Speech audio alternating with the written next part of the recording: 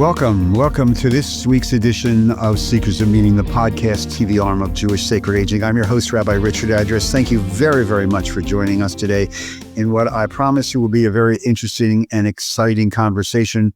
And to that end, let me immediately welcome our guest today, Dr. Michael Meyer, a professor at the Hebrew Union College Jewish Institute of Religion in Cincinnati, Ohio, my alma mater and location.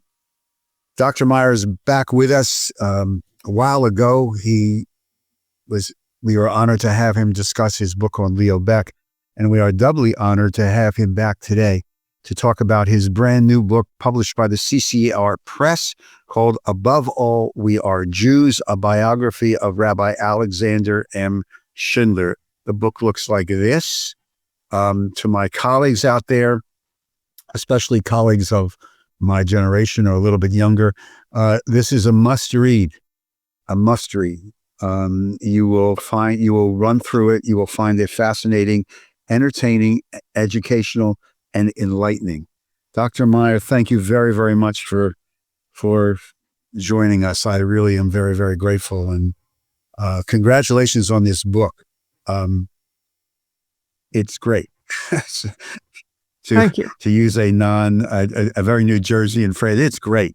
And full disclosure to the people who don't know me, Dr. Meyer, I served for 30-some years on the staff of what was then UHC, but then became the Union for Reform Judaism as a regional director, and then my Department of Jewish Family Concerns during the tenure of Rabbi Alexander Schindler as the president of the Union. So I have a vested interest in this book.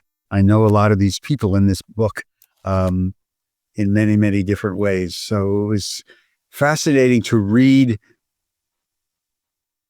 basically decades of my own life of, working. So I remember that speech, or I remember at a meeting, or I remember this. It's just great. So thank you very, very much. Thank you. Let's talk about the book.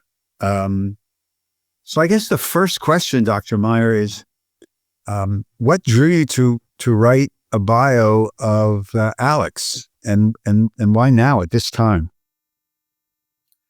Well, there were a number of factors that entered into my decision to undertake this task for the last 3 years or so.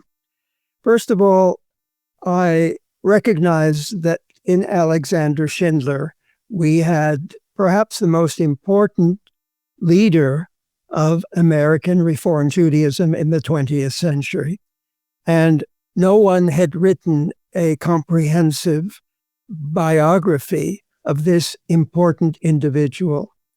Secondly, the American Jewish Archives, located here in Cincinnati, fortunately was the recipient of Alexander Schindler's papers, so that I had extensive files that helped me in writing the history of his life, not simply published items, but correspondence that had hardly been seen by the public. And in addition to that, I would say it's that I felt the time had come where we needed a figure like Alexander Schindler in our movement, and that maybe by knowing more about him, that might inspire our movement to reach higher and to be yet more successful. So these were the reasons that led me to write the biography, to which perhaps I should add that I knew him personally. I met him for the first time when I was in a summer camp at Oconomowoc, Wisconsin, and he was the dean at that, what was then UAHC camp. So for all these reasons, I was drawn to it. I had done, as you mentioned, a biography of Leo Baeck, perhaps one of the most important leaders of German Jewry, especially during the Nazi period. And now I wanted to concentrate on someone who was of likewise great importance in American Reform Judaism. When you were with Alex at Oconomowoc, did you play tennis with him? I played tennis with him later. I think I even mentioned in passing in the book that his partner in life, Ria, was also his partner in tennis. And she was in the backfield running all around, which Alex was not good at doing. He was a little bit overweight, but he was at the net and he was deadly there. So no, I didn't play with him in those early days, but I did get him to lend me his convertible to go out with the girl I had just met while the camp session was going on. He used to come to, when I was our regional camp, Camp Harlem. And when I remember what in the staff meeting, my closest friend on the staff of Larry Jacobs of blessed memory, my brother, we one day were at a staff meeting. I think it was, I don't know where it was, it doesn't matter. Alex and Rhea said, well, we want to play, why don't you two play? And we wound up winning like 2 or 3 points. And Rhea hit a ball that went to the back. And Jake and I go over there and I lean over and says, Jake, we're winning. And he said, but it's probably not a good idea if we want to keep our jobs. So many, many memories. You write extensively in the beginning of the book. It's fascinating because I never knew any of this about his family of origin, especially his mom, and as well as Eliezer. Could you talk a little bit about as you walk through all these correspondence and the papers and everything? He carried that family of origin stuff here, didn't he? That was very important to him. It was very important to him. Now, he had a mixed origin. On the one hand, he was born in Munich, Germany. He spent the first 12 years of his life in Munich before migrating to the United States. But he was conscious in a very lively way of his East European background. His father, Eliezer, whom you mentioned, was a Yiddish poet.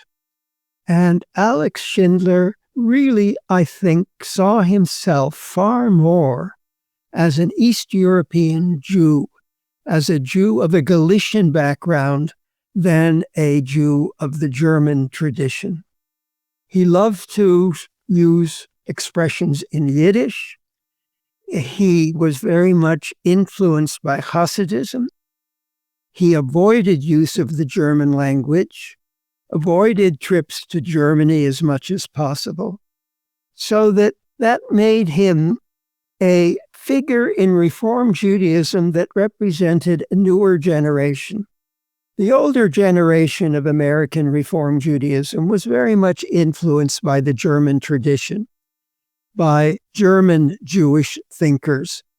But for Alexander Schindler, there was something lost in that tradition, namely the emotional element in Judaism.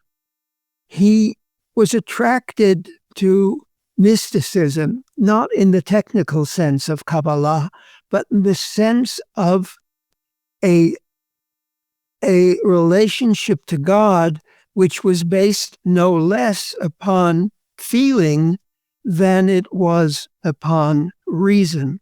He loved to quote the phrase that one in Judaism tried to go from kavana to dveikus. I purposely use the Ashkenazi pronunciation, namely from religious awareness and concentration to a clinging to God.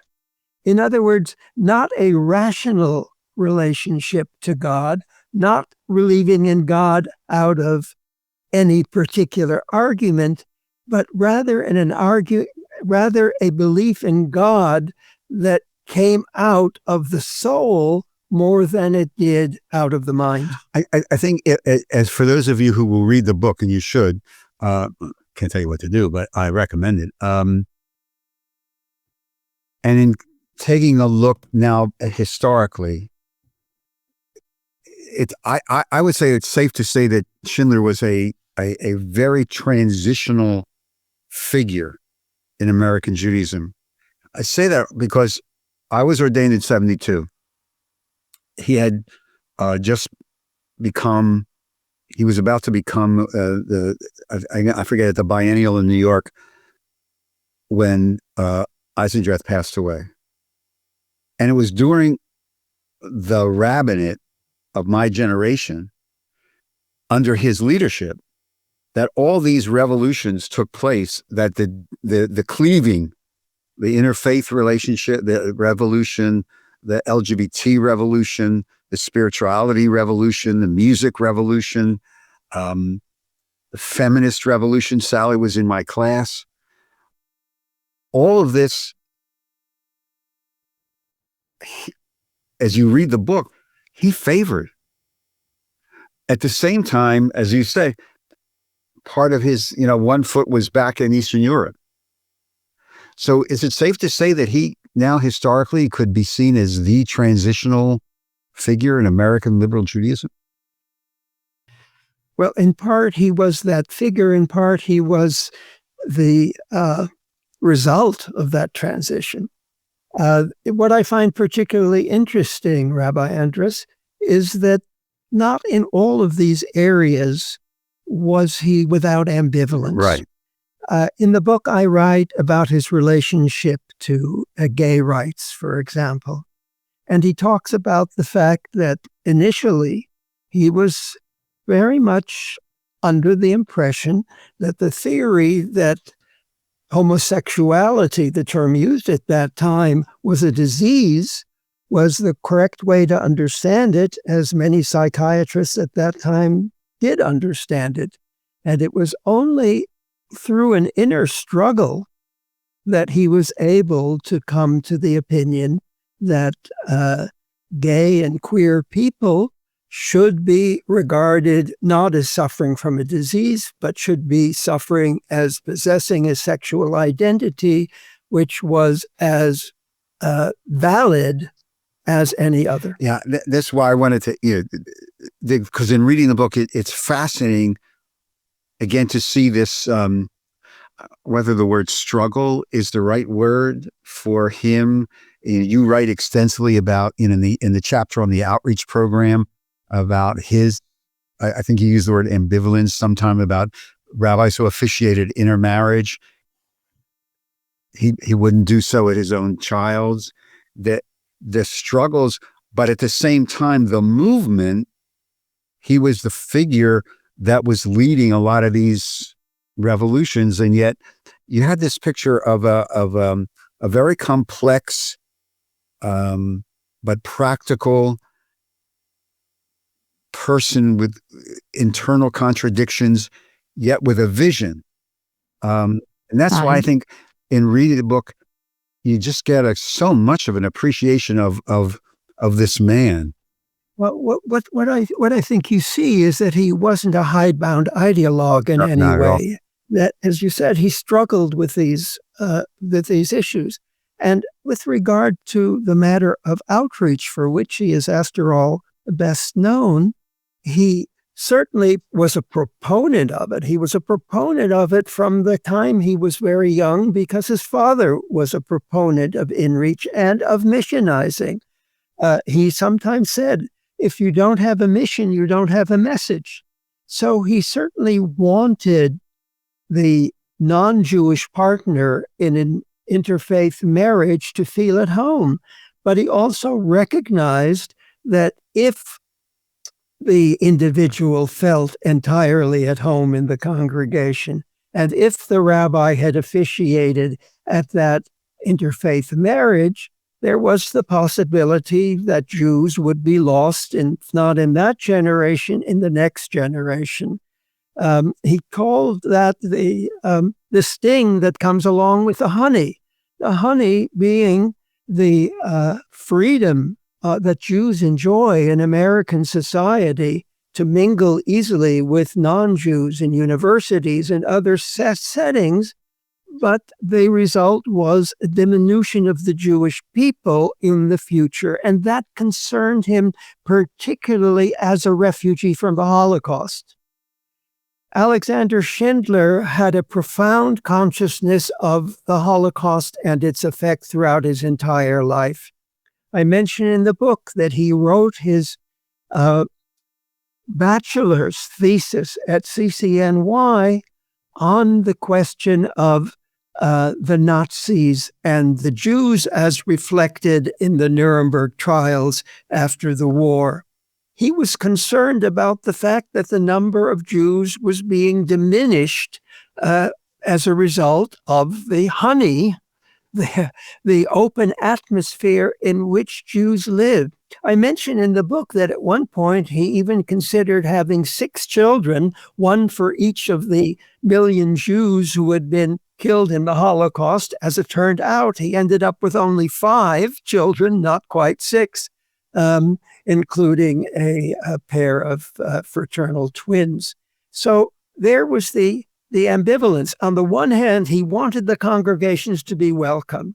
He wanted that non-Jews, either who were part of an interfaith marriage or who were not part of an interfaith marriage, to recognize that Judaism had a message that was not to be found in secularism or in other faiths. He wanted it to welcome them, to encourage them, but as he added, he wanted the rabbi to suggest to such individuals who were married to Jews but were non-Jews, he wanted rabbis to say, won't you now want to take the next step and undergo a complete conversion?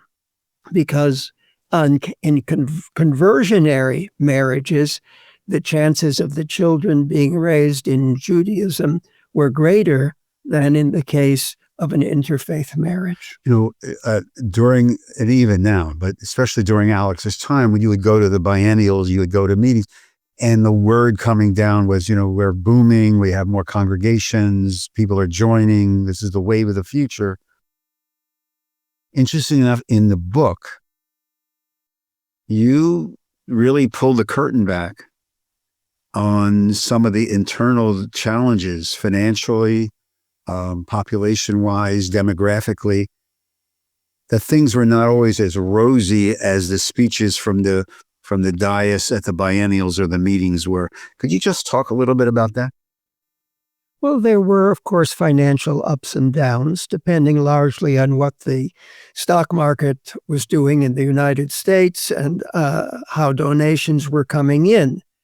But I think that Alexander Schindler was a person who was fundamentally optimistic.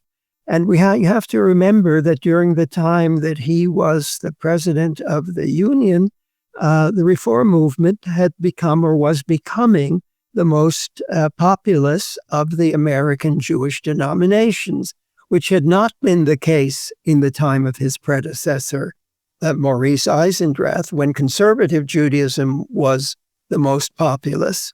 But during Alex's time, the Reform movement was growing. The number of congregations was growing. And yes, there were financial straits from time to time, but it was a much larger operation than it had been in Eisendrath's time, and considerably larger than today. In Schindler's time, one had regions, as you know very well, rabbi address, I think 14 of them at one time. You had regional conferences of rabbis and of laity. You had a quarterly journal called Reform Judaism, which came into every Reform household. You had a very active youth movement called at that time NIFTY, which had regional representations as well.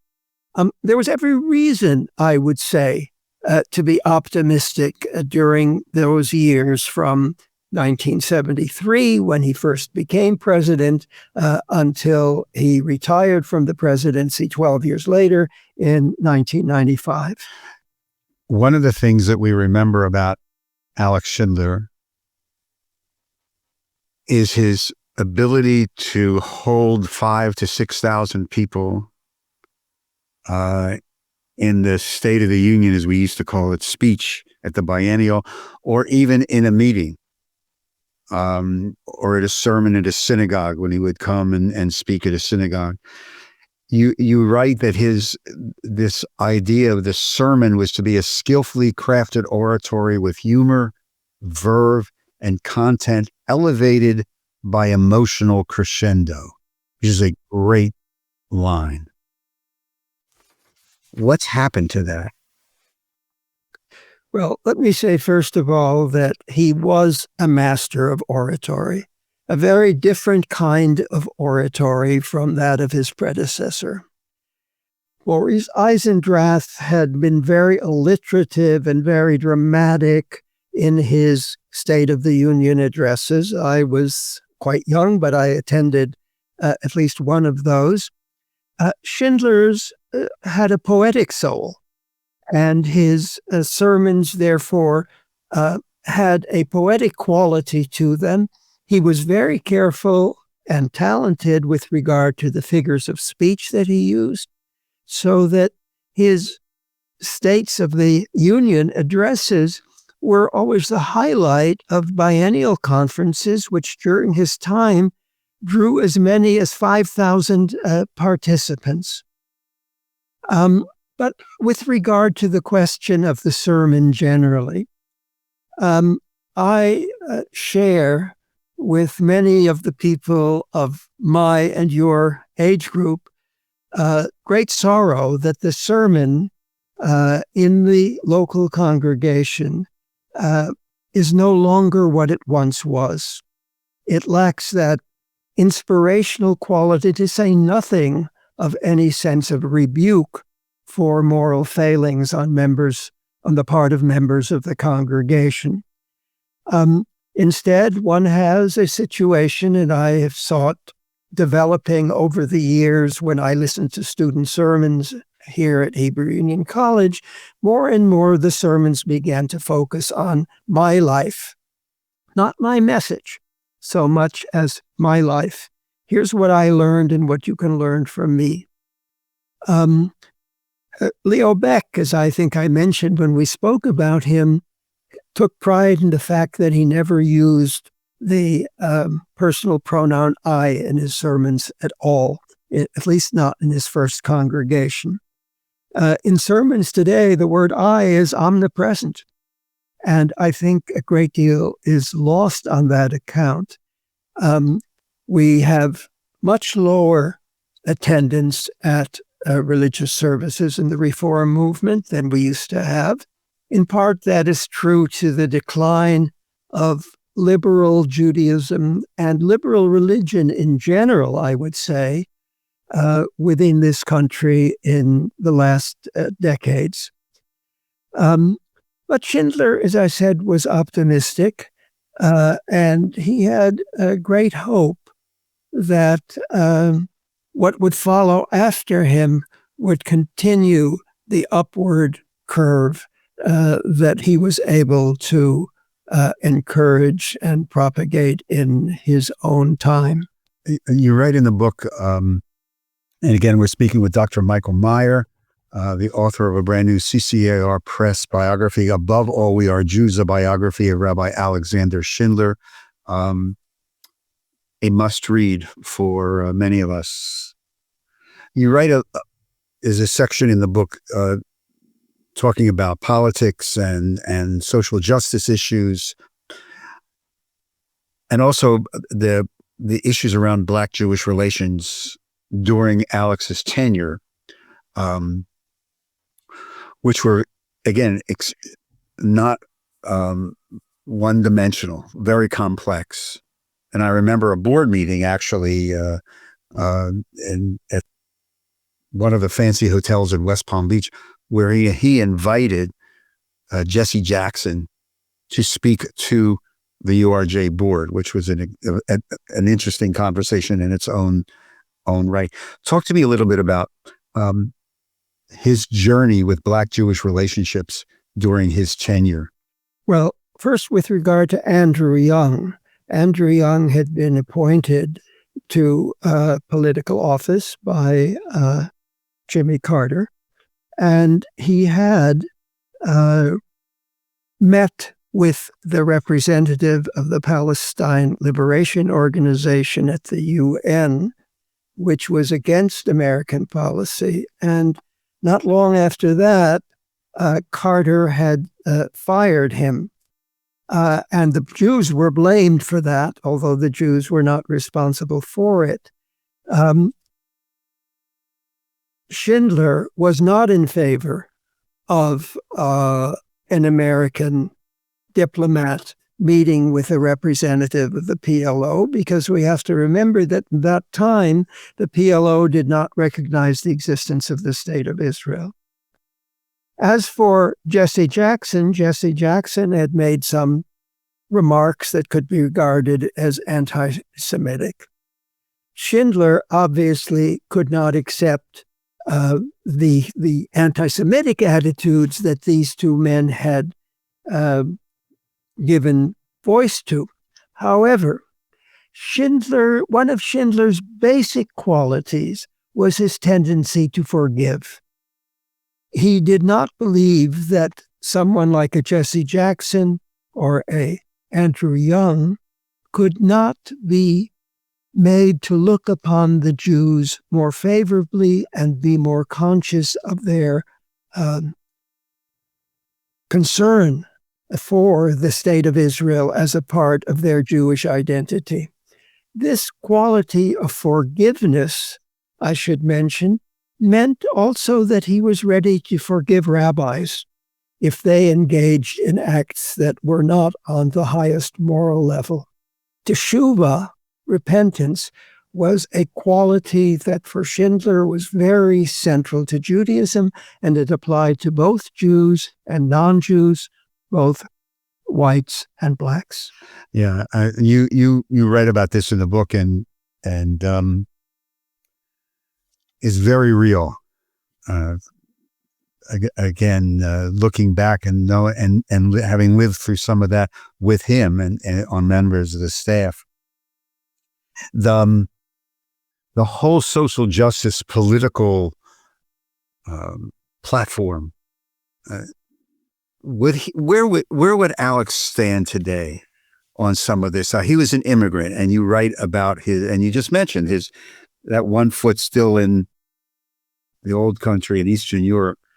What do you think his take would be on this anti-immigrant stance that we seem to have so much of today? I mean, we have to remember that Alex was himself an immigrant, that he was a refugee from a situation which was dangerous to his life. As immigrants coming from Latin America today, for the most part, are people who are running from danger to themselves and their families. I can't imagine that Schindler today would favor a policy that was inimical to refugees. So I think he very definitely would have been on the side that favors mercifulness as opposed to exclusion. With regard to the State of Israel, he was also very much of a liberal who, in a statement which I found really quite astounding, relatively late in his career, expressed feeling for what the Palestinians have suffered and compared them to the Jews in earlier times as wanderers without a country before 1948. I think politically, with regard to the Israel issue, I think Schindler today would have been a member of J Street. He would have favored Jewish charitable organizations that support the left in Israel today, like the New Israel Fund, for example. I think that's very definitely where he would stand, although he was always a strong, very strong Zionist, but a Zionist who believed that Israel should not dictate to American Jewry or to diaspora Jewry, that diaspora Jewry should have its say. What is so remarkable, and I devoted an entire chapter to it in the book, is his relationship with Menachem Begin.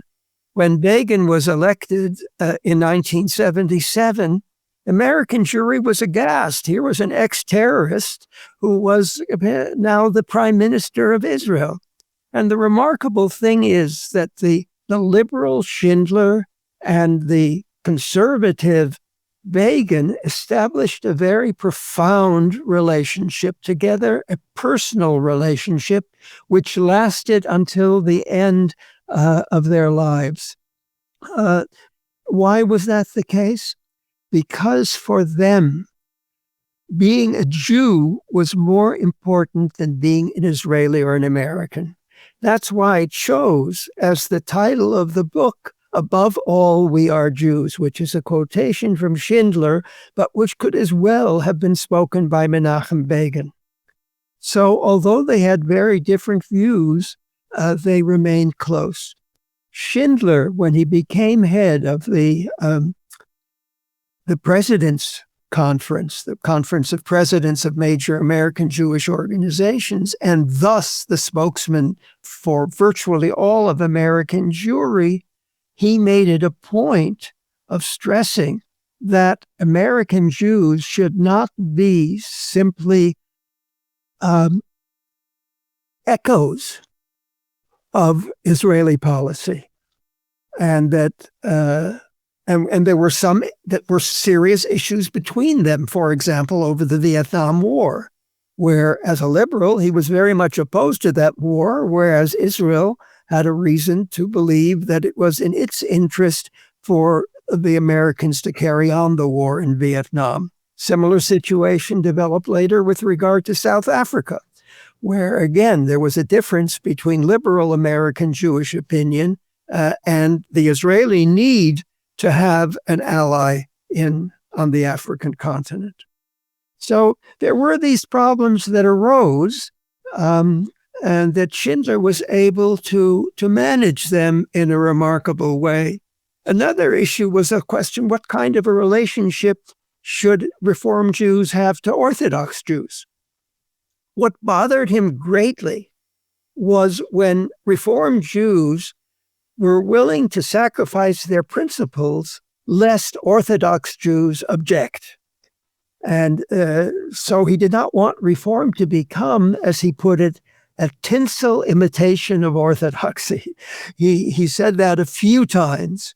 He wanted Reform Judaism to be strong, independent, and self-confident. Yeah, the chapters that you're talking about, especially the Israel chapter, is absolutely fascinating, because you do talk about so many things that just never made it out into the world. I think it was in that chapter you talk about some correspondence that has never been seen or really not publicized, but the whole process with him and Begin and Sadat in I think it was in 78 February.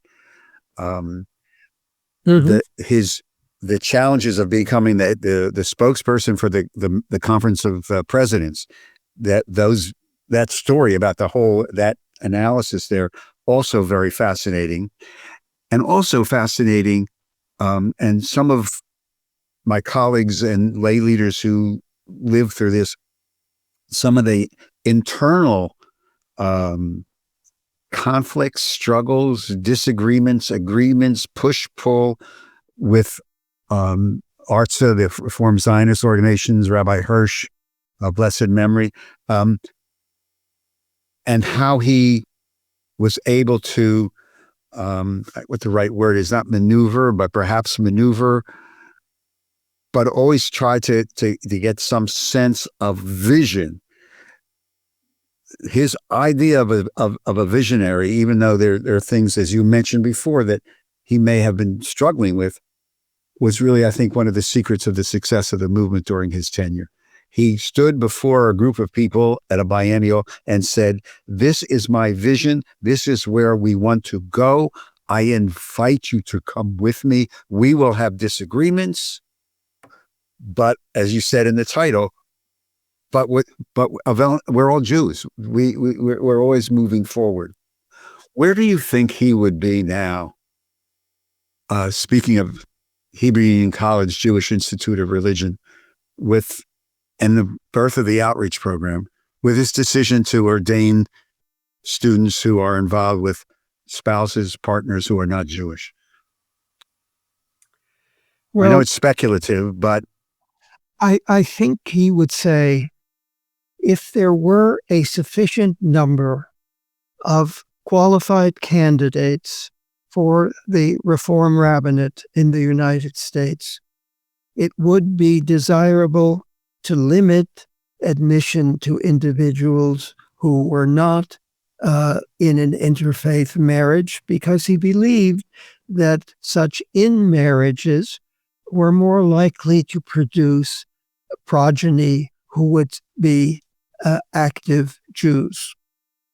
However, given our present situation, where there is a dearth of qualified candidates for the rabbinate, and more congregations that are having difficulty finding rabbis, I think Schindler would have said in this case, as he said with regard to Christian members of a synagogue choir when no Jews were available, he would have said, under these circumstances, the decision is perhaps necessary. I'm not sure he would have been enthusiastic about it, but Schindler was also a pragmatist. He was not an ideologue, and I think it would have been his pragmatism in this case that would have made him say, under these circumstances, perhaps that's also a matter of what we need to do to deal with the situation.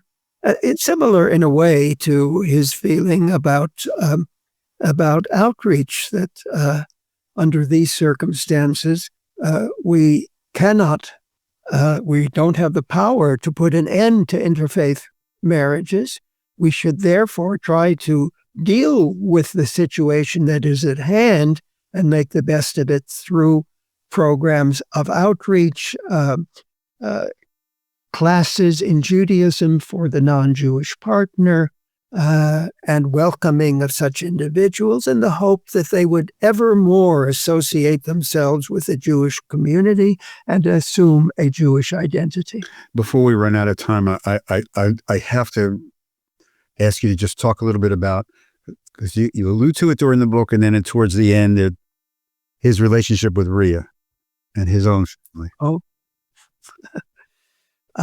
Well, Alexander Schindler, first pulpit, and really his only pulpit, was in Worcester, Massachusetts, where he was the assistant of Rabbi Klein, and where he met a young woman, a college graduate by the name of Rhea Rosenblum.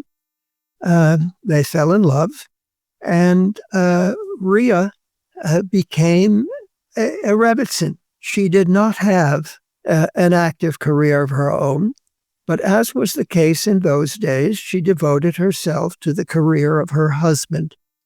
She taught women to light the candles. She, in other ways, played a role in the sisterhood, did all those things that a rabbi's wife did in those days. And she gave birth to 5 children, which is no small matter. And she accompanied him frequently on his trips. She was his critic, as I think a rabbi's wife or husband today should be. And I think theirs was a very much of a loving, close, and mutually assisting in various ways each other. Yeah, I'm glad you wrote about it, because they were, in many ways, a power couple. Oh, yes. And my recollection with Rhea was no shrinking violet. This is a very, very dynamic, self-assured, brilliant. She is still very dynamic. I had the pleasure of interviewing her for the book at the place where she lives in the Berkshires. And she's still very much with it. Well, Dr. Meyer, thank you very, very much for this conversation, and equally for this gift that you've given us in the book. And I wish you much success with it. And I hope many of you who are listening or watching who would like a glimpse into the most powerful moments in the Reform movement in the 20th century, this is a book that will enlighten you, teach you, and I also think very much will inspire you. I hope so. Thank you very much for inviting me. My pleasure. Just stay safe, stay healthy, stay warm out there in Cincinnati. Absolutely. As well. To all of you, many, many thanks for joining us on today's edition of Seekers of Meaning, the podcast TV arm of Jewish Sacred Aging. If you'd like to connect with us, please feel free to email me at rabbiaddress@jewishsacredaging.com. Check out the website and also the Jewish Sacred Aging Facebook page. If you'd like to help support the work that we do, again, on the website, there's a conveniently located donate button. Just click on it and just follow the prompts. And if you or your organization would like to sponsor a series of these podcasts, again, just email me. We'll take it from there. Seekers of Meaning is produced at the Broadcast Center of Lubetkin Media in Cherry Hill, New Jersey. And a huge shout out to our genius producer, Steve Lubetkin. Thank you again for joining us. I'm your host, Rabbi Richard Address, and until we see each other again on the next Seekers of Meaning, please stay safe, take care of yourself, and most of all, be kind to one another. Shalom. Shalom.